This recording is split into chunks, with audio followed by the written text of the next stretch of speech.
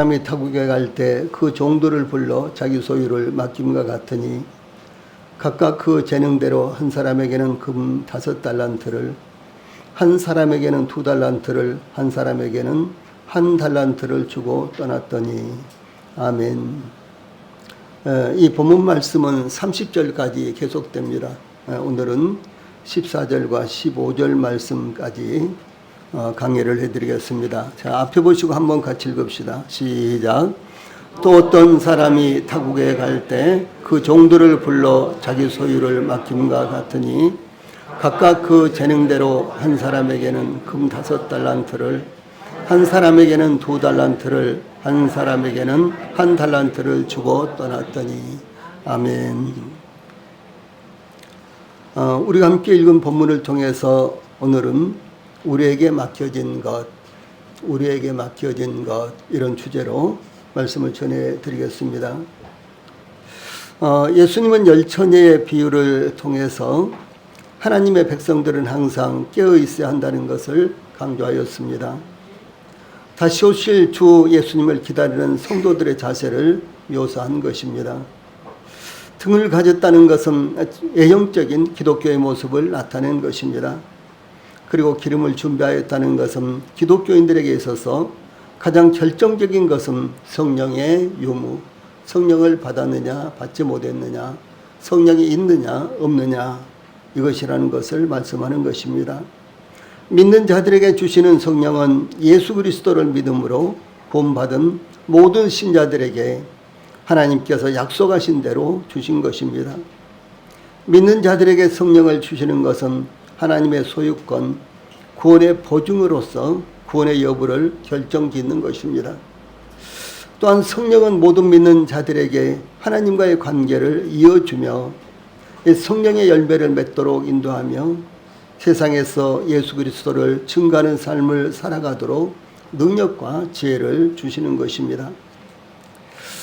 이제 오늘부터 저희들이 상고할 이 달란트의 비유는 은혜 시대에 예수님을 믿고 구원받은 성도들이 받은 사명을 얼마나 충성스럽게 감당하느냐의 문제를 제기하는 것은 아닙니다. 다른 말로 한다면은 이 말씀이 적용되는 것은 오늘날 저희들이 은혜 시대에 살고 있죠. 그런데 이 은혜 시대와 관련 있는 것은 아니다라고 하는 것입니다.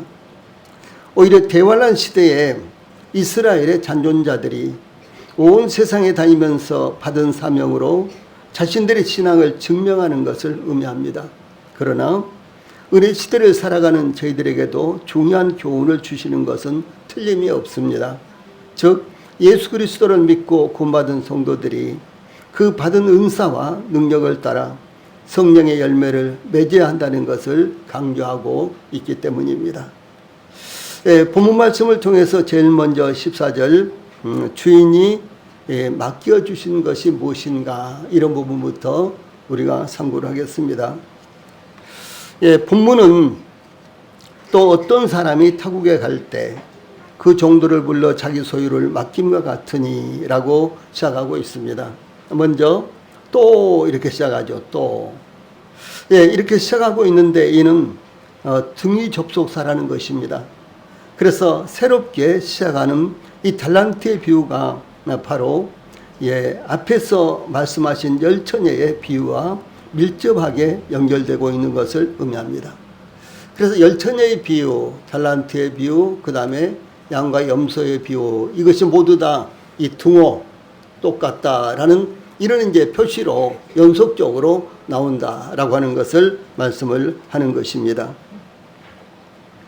예수님께서 이와 같이 동일한 핵심의 주제를 반복해서 다루고 있는 것은 이 종말에 하나님의 백성들의 태도가 대단히 중요하기 때문입니다.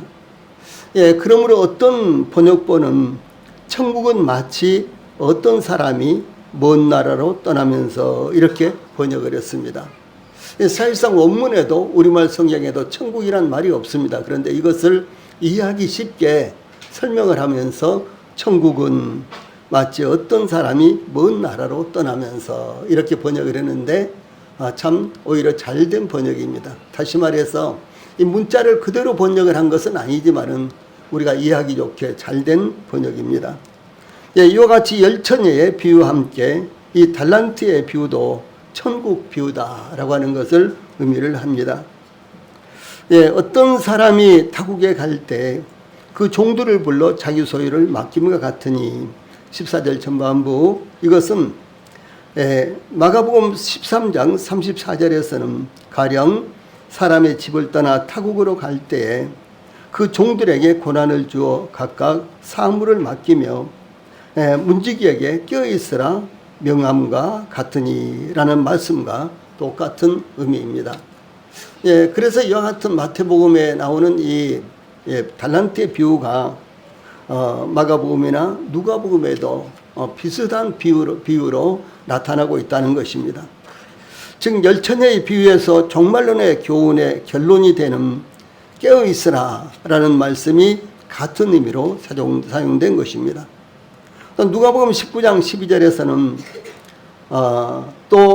또한 어떤 사람이 타국에 갈 때는 이르시되 어떤 귀인이 왕위를 받아가지고 오려고 먼 나라로 갈 때라는 이와 같은 비유가 나오는데 그 비유와 맥락을 같이 하는 것입니다.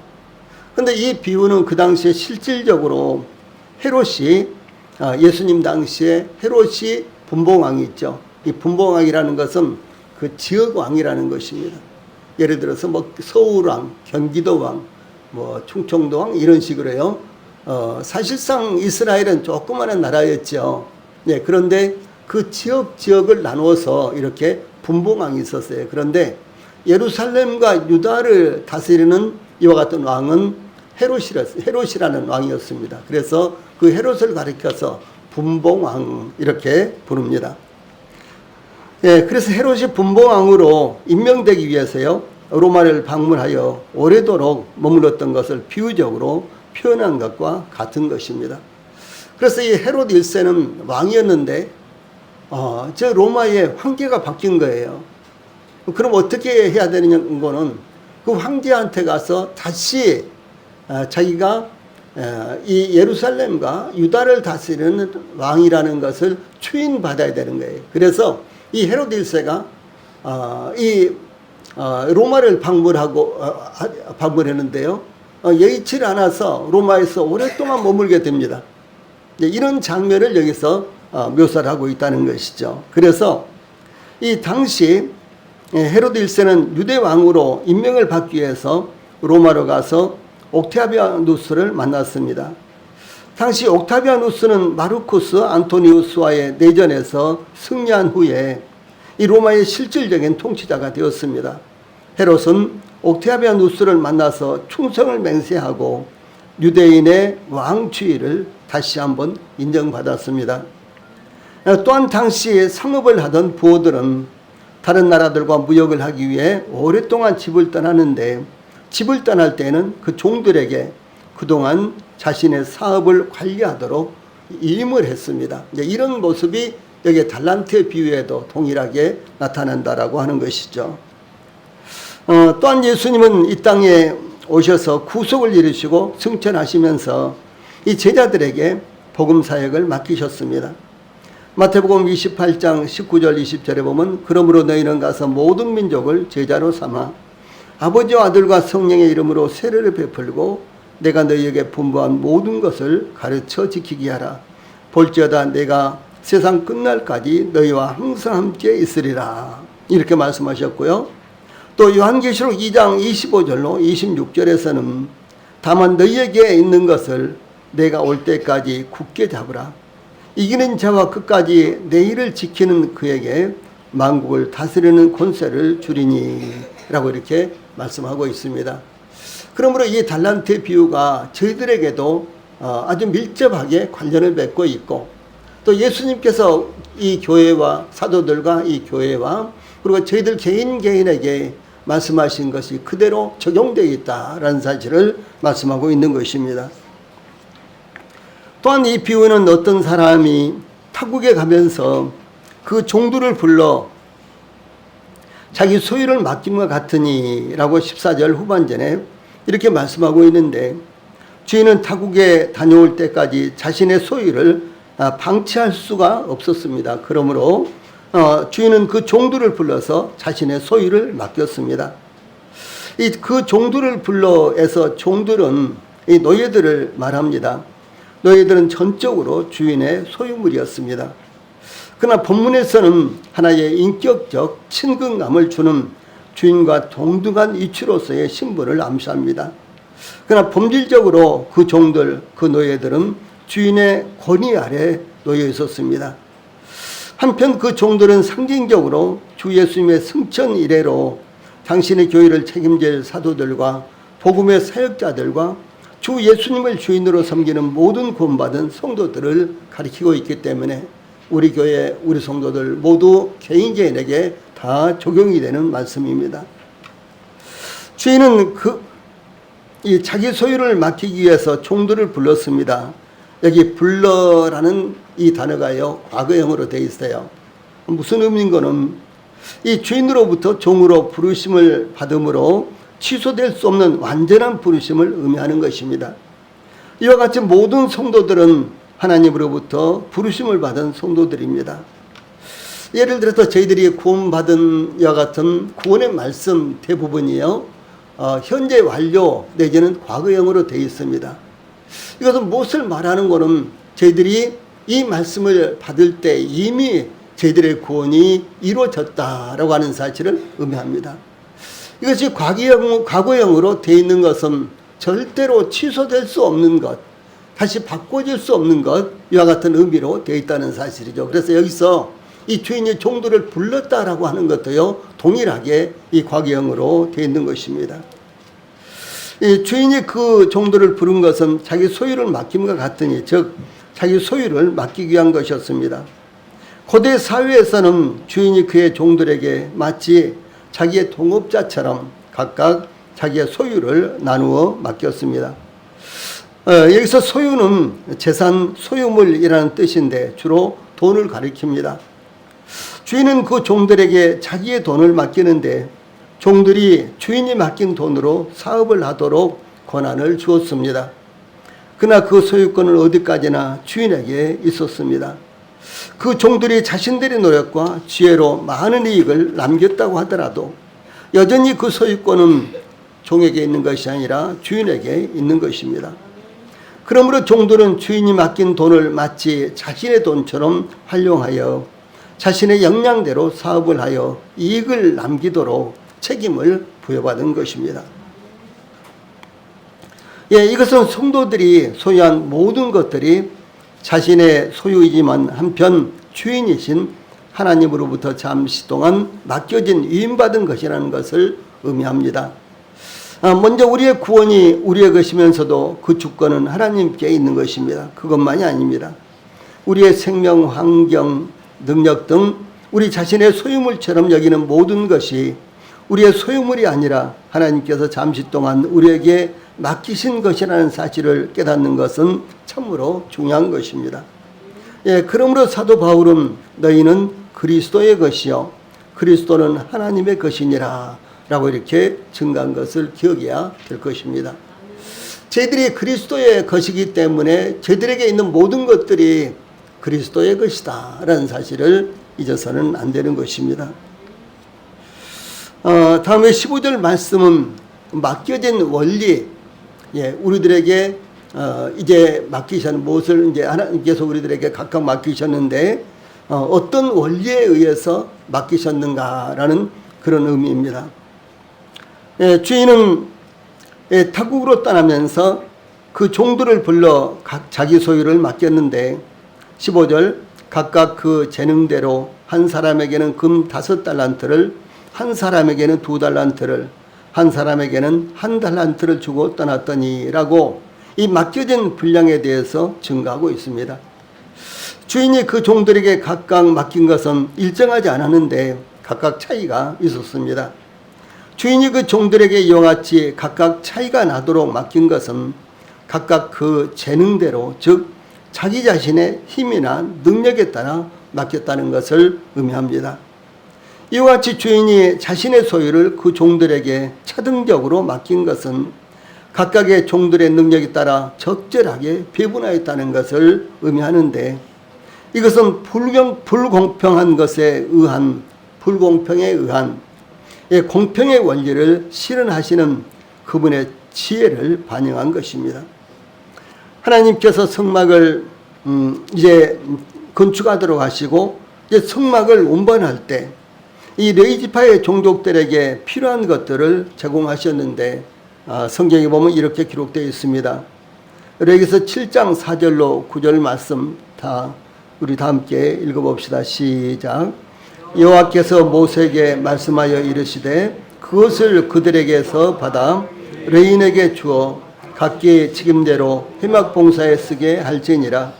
모세가 수레와 소를 받아 레인에게 주었으니 곧 게르손 자손들에게는 그들의 직임대로 수레 둘과 소 4마리를 주었고 무라리 자손들에게는 그들의 직임대로 수레 4과 소 8마리를 주고 제사장 아론의 아들 이다말에게 감독하게 하였으나 고핫 자손에게는 주지 아니하였으니 그들의 성소의 직임은 그 어깨로 매는 일을 하는 까닭이었더라. 이렇게 증거하고 있습니다. 예, 이스라엘 각 지파별로 이제 하나님께 예물을 가져왔는데 수레와 그리고 물론 이제 여러 가지 기구들 또 기명들 그릇들 이와 같은 것들을 가져왔는데 특별히 이제 운반을 하기 위한 도구로서 수레와 소를 가져왔습니다. 이제 이 수레와 소를 어떻게 배분했는가라는 것이 여기에 나타났습니다. 여기에 보면 그들이 맡은 직임대로 이렇게 배분을 했는데요. 제일 마지막 부분에 보면 이 고핫 자손들에게는 아무것도 주지 않았다. 왜? 그들은 단지 어깨에다 메고 가는 이와 같은 일이 그들의 책임이었기 때문에 그들에게는 수레라든가 소가 필요 없었기 때문이다라고 하는 것이죠. 예, 주인이 그 종들의 재능을 알고 있었던 것과 같이 하나님께서는 각각의 성도들의 능력과 은사를 알고 계십니다. 예, 그러므로 사도 바울은 고린도전서 12장 4절로 11절에 이렇게 말씀하십니다. 자, 같이 읽어봅시다. 시작. 은사는 여러 가지나 성령은 같고 직임은 여러 가지나 주는 같으며 또 사역은 여러 가지나 모든 것을 모든 사람 가운데서 이루시는 하나님은 같으니 각 사람에게 성령을 나타내심은 유익하게 하려 하심이라. 어떤 사람에게는 성령으로 말미암아 지혜의 말씀을, 어떤 사람에게는 같은 성령을 따라 지식의 말씀을, 다른 사람에게는 같은 성령으로 믿음을, 어떤 사람에게는 한 성령으로 병 고치는 은사를, 어떤 사람에게는 능력 행함을, 어떤 사람에게는 예언함을, 어떤 사람에게는 영들 분별함을, 다른 사람에게는 각종 방언 말함을, 어떤 사람에게는 방언들 통역함을 주시나니 이 모든 일은 같은 한 성령이 행하사 그의 뜻대로 각 사람에게 나누어 주시는 것이니라. 이렇게 증가하고 있습니다. 그래서 이 주인이 그 종들에게 그들의 재능대로 어떤 종에게는 5달란트, 또 어떤 종에게는 2달란트, 또 어떤 종에게는 1달란트를 맡기죠. 이와 같이 이스라엘 백성들이 그 성막이 굉장히 많은 장비들이 있습니다. 그 장비를 운반할 때 그들의 필요에 따라서 수레라든가 소라든가 이와 같은 것들을 각각 나눠 주었고, 또 여기 보면 하나님의 교회 가운데 이제 은사를 성령님께서 각각 주셔서 교회를 섬기게 하셨는데 그 은사가 그들의 직임에 따라서 그들의 능력에 따라서 또 성령님께서 인도하심에 따라서 이렇게 각각 나눠주셨다라는 사실을 말씀하고 있는 것입니다. 또한 이 에베소 교회에 대해서는 우리 각 사람에게 그리스도의 선물의 분량대로 은혜를 주시나니 그가 그리스도께서 어떤 사람은 사도로, 어떤 사람은 선지자로, 어떤 사람은 복음 전하는 자로, 어떤 사람은 목사와 교사로 삼으셨으니 이는 성도를 온전하게 하며 봉사일을 하게 하며 그리스도의 몸을 세우려 하심이라. 이렇게 증가하고 있습니다. 하나님께서 성막을 운반하는 레위지파 중 게르손 자손, 무라리 자손들 그리고 이 고핫 자손들이 무엇을 해야 할지 아셨습니다. 다시 말해서 이 레위지파는 세 종족이 있었는데 이게 나온 대로 게르손, 무라리, 고핫 이렇게 세 종족이 있었다는 거죠. 그런데 이 게르손과 무라리 자손들은 뭐 성막, 뭐 이제 받침이라든가 뭐 등등 이제 이와 같은 것들 무거운 것들을 운반하기 때문에 그들은 수레를 끌 수 있는 소가 필요했습니다. 그런데 이 고핫 자손들은 언약궤라든가 등대라든가 또 뭐 이 향단이라든가 이렇게 이제 어깨에 메고 운반하는 것을 그들은 맡았기 때문에 이 고핫 자손들에게는 수레라든가 소가 필요가 없었다라고 하는 사실이죠. 예, 이와 같이 성령님께서는 어떤 성도에게 어떤 직임이나 사역과 성령의 은사를 주어야 할지, 또한 어떤 성도에게 그리스도의 선물의 분량대로 은혜를 얼마만큼 주셔야 하는지 그 성도보다도 더 잘 아셨습니다. 예, 그러므로 성령님께서 선택하시고 나눠주신 대로 교회 안에 각각 세워진 직임과 은사를 따라 섬기도록 하셨다라고 하는 사실입니다. 예, 주인이 그 종들에게 각각 그 재능대로 맡겼다는 것은 첫 번째로 그리스도인들이 소유하고 있는 모든 것, 즉 환경적인 것이나 물질적인 소유와 또 성격, 지식, 교육, 의지 등은 이 근본적으로 자신의 소유물이 아니라 하나님의 그 주인이다라고 하는 것입니다. 그래서 하나님께서 주셨기 때문에 하나님이 그 주인이시다라는 사실입니다. 그러므로 언제든지 하나님이 그 주인이시며 우리는 단지 일시적으로 그 소유물을 관리하는 자들에 불과하다는 인식을 가져야 하는 것입니다. 예, 두 번째로 그리스도인들은 교회의 주인이신 그리스도로부터 맡김을 받은 청지기라는 것입니다. 이 청지기는 관리자, 대리인, 집사로서 주인의 소유를 이임받아 주인의 재산을 관리하고 집안의 전반적인 일을 돌아보는 사람을 가리킵니다. 모든 사람들은 하나님의 청지기로서 하나님께서 창조하신 모든 것을 관리하고 돌보아야 하는 책임을 갖고 있습니다.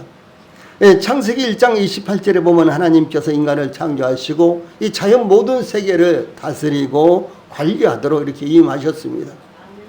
예를 들어서 환경을 우리가 돌봐야 되고 책임을 갖고 관리해야 되는 것은 이건 동서양 뭐 나이가 많거나 적거나 이런 거가 전혀 관계없이 모든 사람들에게 맡겨진 책임입니다. 심지어 우리 자신들의 몸을 잘 관리하는 것까지도 이것은 모든 사람들에게 맡겨진 청지기로서의 사명이다라고 하는 사실입니다. 그러므로 특히 그리스도인들은 교회의 다양한 청지기로서 부여받은 은사를 따라 맡겨진 사역을 성실하게 감당하는 충성스러운 청지기가 되어야 하는 것입니다. 다음에 세 번째로 그리스도인들은 각 사람마다 능력과 재능에 따라 하나님께서 그 소유를 맡겼다는 것은 각각 고유한 인격과 역할이 있다는 것을 의미하며 그 모든 것들은 소중하고 존귀한 것이다 라고 하는 의미입니다. 특히 각 사람마다 개성과 창조적 능력은 다양하지만 그 모든 것들은 독특하고 소중한 것이라는 의미가 되는 것입니다. 그래서 고린도전서나 혹은 로마서에 보면요, 은사들은 차등이 없는 것입니다.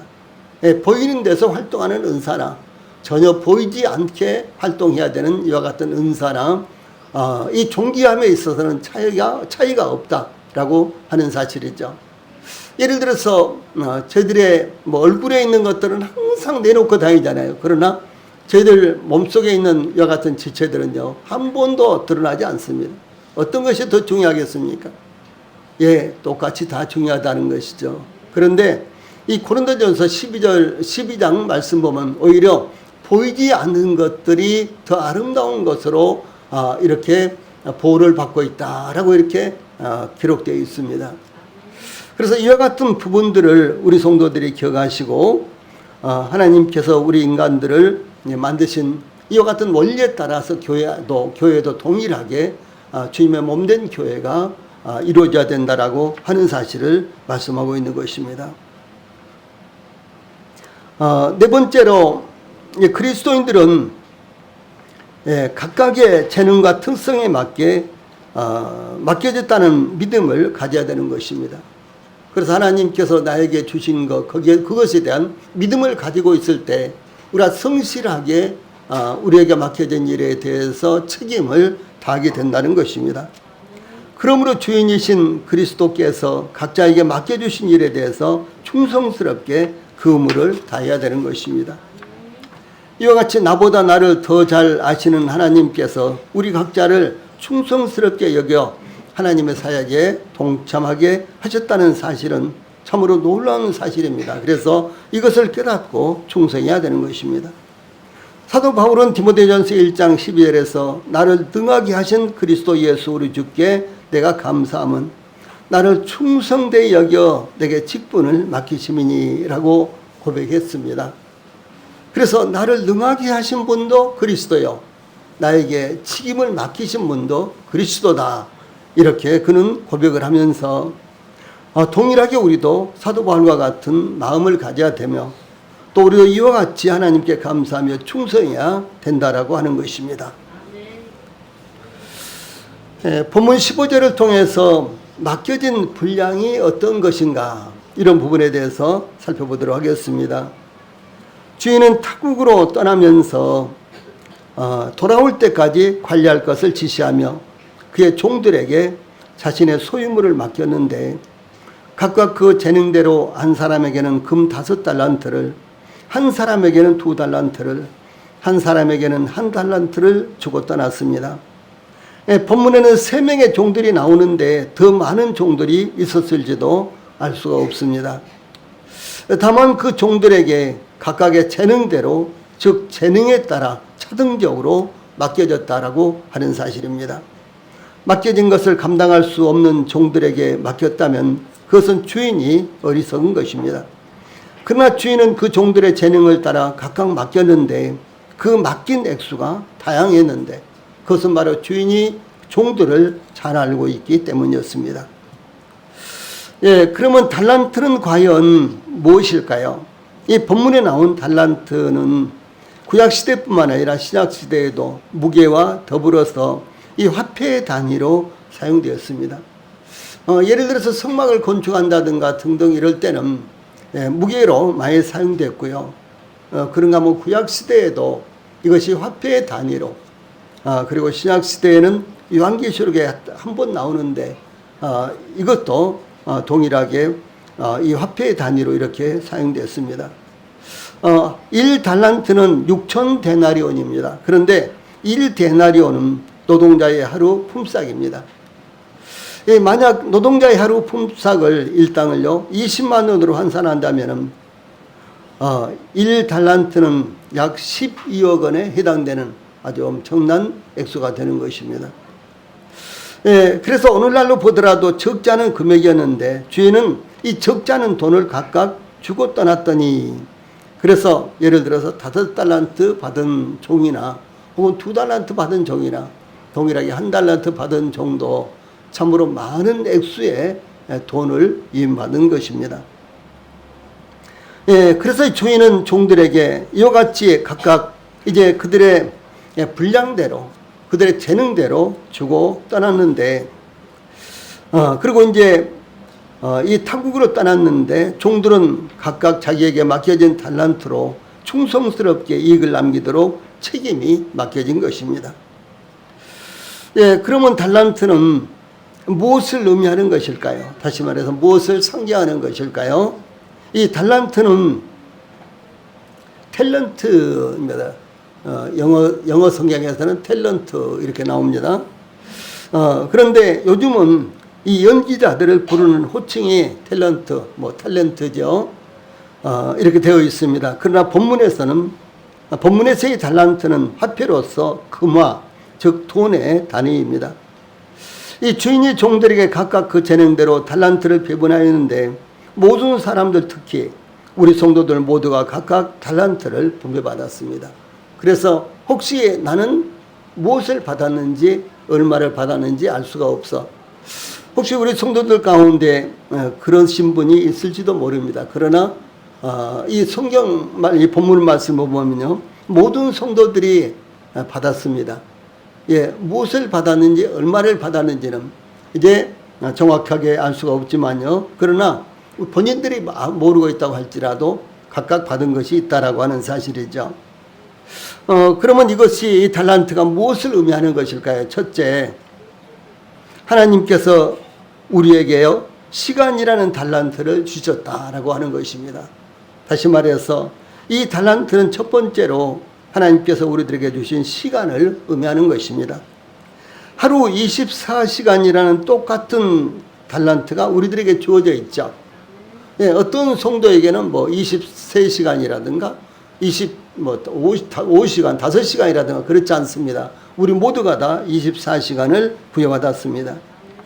예, 그런데 또 우리 인생에 있어서는 그렇지만은 않습니다. 어떤 분에게는 70년, 또 어떤 이에게는 100년이라는 달란트를 주셨습니다. 그러나 이 시간이라는 이 달란트는 우리가 얼마인지 알 수가 없는 것입니다. 심지어 20년 내지 30년 밖에 주어지지 않는 이와 같은 인생을 사는 분도 정말로 많습니다. 예, 그러므로 우리에게 주어진 바로 이 시간을, 예, 우리의 일생을 우리가 잘 활용하는 것이 달란트를 잘 활용하는 것이다 라는 말씀입니다. 예, 두 번째로, 예, 하나님께서 우리 각자에게 재능이라는 달란트를 주셨습니다. 하나님께서 각 사람에게 다양한 재능을 주셨는데 각 사람마다 재능이 다릅니다. 사실상 똑같은 일을 해도 재능이 다르다는 것은 확실하죠. 예를 들어서 작곡하고 반주하고 찬양하고 다 다릅니다. 우리가 아침에 먼저 찬양을 함께 불렀습니다마는, 그러나 그 재능들이 모두 다 다르지 않습니까? 우선 각 사람마다 성격이 다르며 섬세함과 치밀함과 관찰력과 창의성과 끈기와 인내심, 또한 손재주, 말재주, 눈썰미 등 다릅니다. 우리 성도들은 하나님께서 주신 재능을 잘 활용하여 하나님의 영광을 나타내야 될 것입니다. 우리 성도들 가운데 이것은 그래도 내가 좀 잘하는 것 같아, 혹은 자신 있어 등 이런 것이 있다면 그것을 잘 활용을 해서 하나님께 영광을 올리는데 사용해야 될 것입니다. 세 번째로 이 달란트는 이 성령의 선물인 은사라는 달란트를 우리에게 주실 것을 의미합니다. 사도 바울에게 사도 바울은 로마서 12장 6절로 8절에서, 자, 아래 파란 칸에 있는 말씀 같이 읽어봅시다. 시작. 우리에게 주신 은혜대로 받은 은사가 각각 다르니 혹 예언이면 믿음의 분수대로, 혹 섬기는 일이면 섬기는 일로, 혹 가르치는 자면 가르치는 일로, 혹 이루하는 자면 이루하는 일로, 구제하는 자는 성실함으로, 다스리는 자는 부지런함으로, 긍휼을 베푸는 자는 즐거움으로 할 것이니라. 이렇게 증거하고 있습니다. 혹시 본인은 알지 못하더라도 교회에 지체된 모든 성도들은 각각 은사를 받았다는 사실을 우리 모든 성도들이 기억하시기를 바랍니다. 예, 은사는 은혜로 받은 선물이라는 뜻입니다. 한번 해보세요. 은혜로 받은 선물. 예, 그래서 하나님께서 교회에서 봉사하며 그리스도의 몸을 세우기에 성령을 통해 믿는 이들에게 주시는 특별한 능력, 이것이 바로 은사입니다. 제일 위에 칸에 두 번째, 하나님께서 교회에서, 거기서 그 말씀 한번 같이 읽어봅시다. 시작. 하나님께서 교회에서 봉사하며 그리스도의 몸을 세우기 위해 성령을 통해 믿는 이들에게 주시는 특별한 능력, 이것이 은사라는 것입니다. 예, 은사라는 말을 참 많이 듣죠. 그런데 심지어 일반 교회 가면요, 은사라는 말을 정말로 많이 사용합니다. 그런데 은사가 과연 무엇인지, 예, 그 정의가 바로 여기에 있는 것입니다. 그것은 하나님께서 교회에서 봉사하며 그리스도의 몸을 세우기 위해 성령을 통해 믿는 이들에게 주시는 특별한 능력, 그래서 영적인 선물이 바로 은사다라고 하는 것입니다. 그런데 은사와 은혜라는 말이 이 성경에서요 아주 밀접한 관련이 있는데 때로는 은사와 은혜라는 말이 동의어로 사용되기도 했습니다. 그래서 은혜나 은사나 하나님으로부터 온 것이고요. 은사도 역시 하나님께서 은혜로 주신 것이기 때문에 성경에서는 은사, 은혜라는 이 두 가지 말이 동의어로 사용되기도 합니다.